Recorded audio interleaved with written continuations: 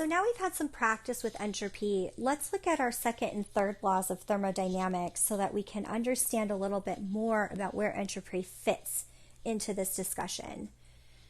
So the second law of thermodynamics might seem on its face to get violated a lot, but it actually does not. So most processes that increase the entropy of a system are spontaneous, but that is not always true.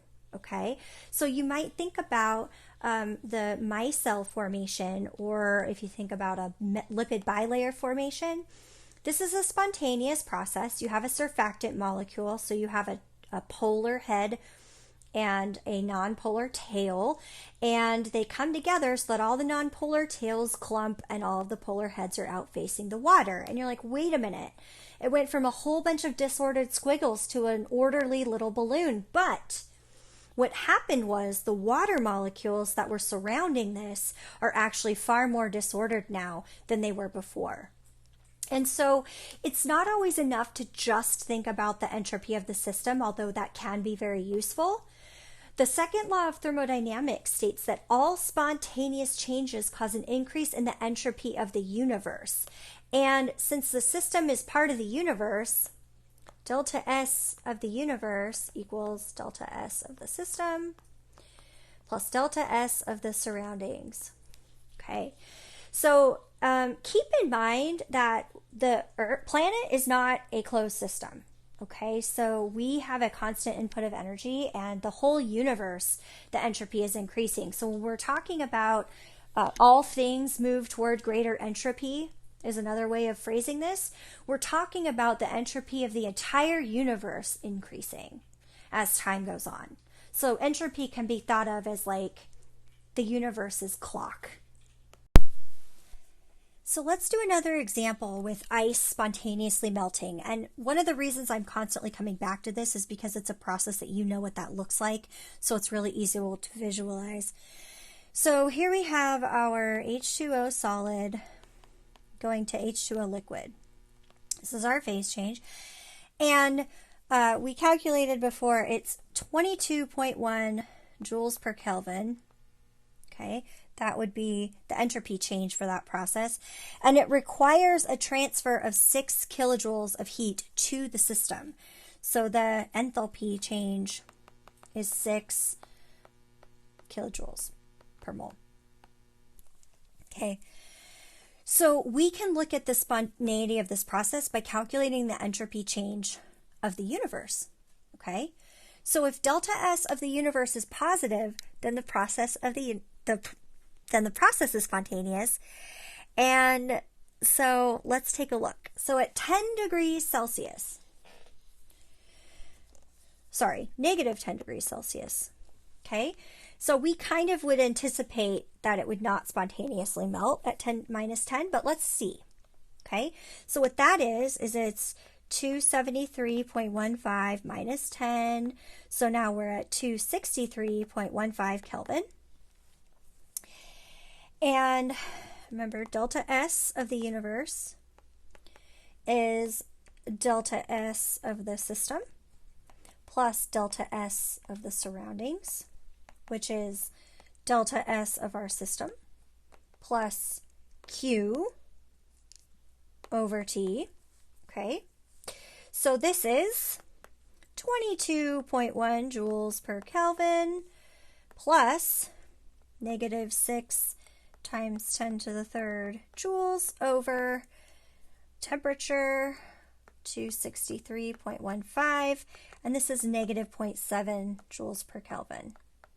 So no, since S of the universe is positive or is negative here, then that means that this is non-spontaneous at minus 10.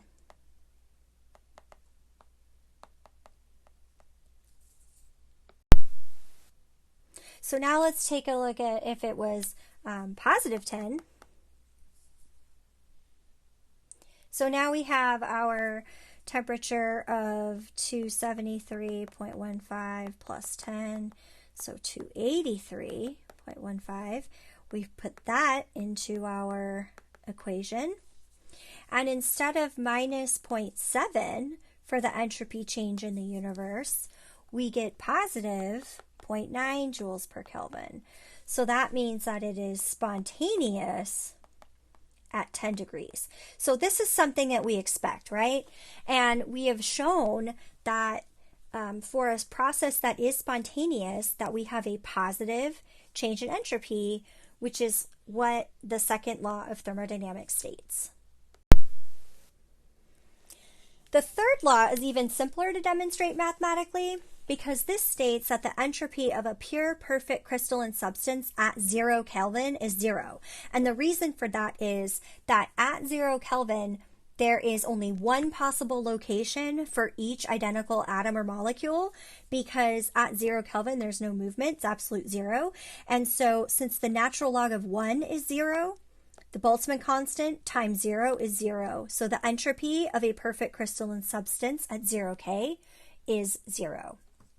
So the limiting condition for that is that it has to be the pure, perfect crystalline substance, right? So this isn't something that we're often going to see. So if we want to calculate the entropy for a process, like the standard entropy change for a reaction, what we can do is look at the standard entropy of the products, subtract the standard entropy of the reactants, and this new value here is the stoichiometric coefficients. And so if you know the standard entropies, which is the entropy calculated under standard conditions, so a mole, 1 bar, which is about 1 atmosphere and 298 Kelvin, then you can calculate the entropy for any reaction if you know the entropies for the pieces of that reaction. So here's an example reaction that we can calculate the standard entropy for this, this change. And so we have our reaction here, and so our products is carbon dioxide and water, and so it will be 2 times CO2's entropy plus 4 times water's, and this whole term we'll have to subtract from that 2 times the value for, let's see, methanol, okay, plus 3 times the value for oxygen. So where do we get these? Well, we can get these from a table of standard enthalpies, or I'm sorry, entropies.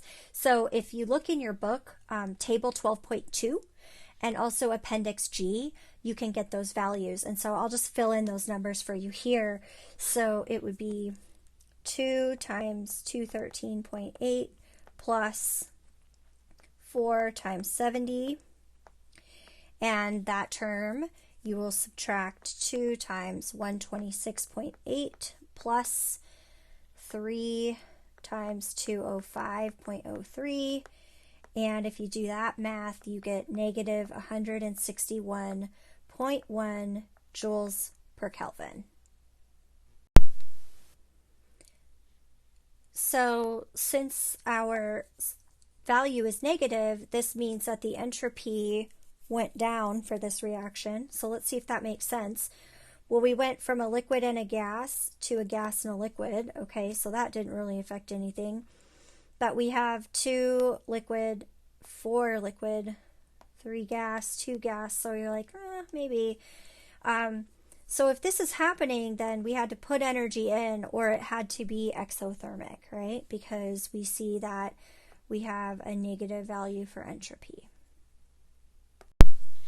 Let's do one more practice problem.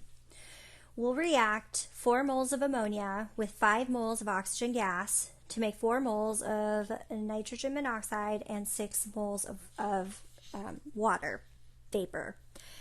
So in order to answer this question, we need to know the standard entropy changes for each of these compounds. So we have to look up delta S of a reaction. And so we have to do for the reactants or products. So let's go ahead and look those up, and you can check Appendix G and see if you get the same values that I do.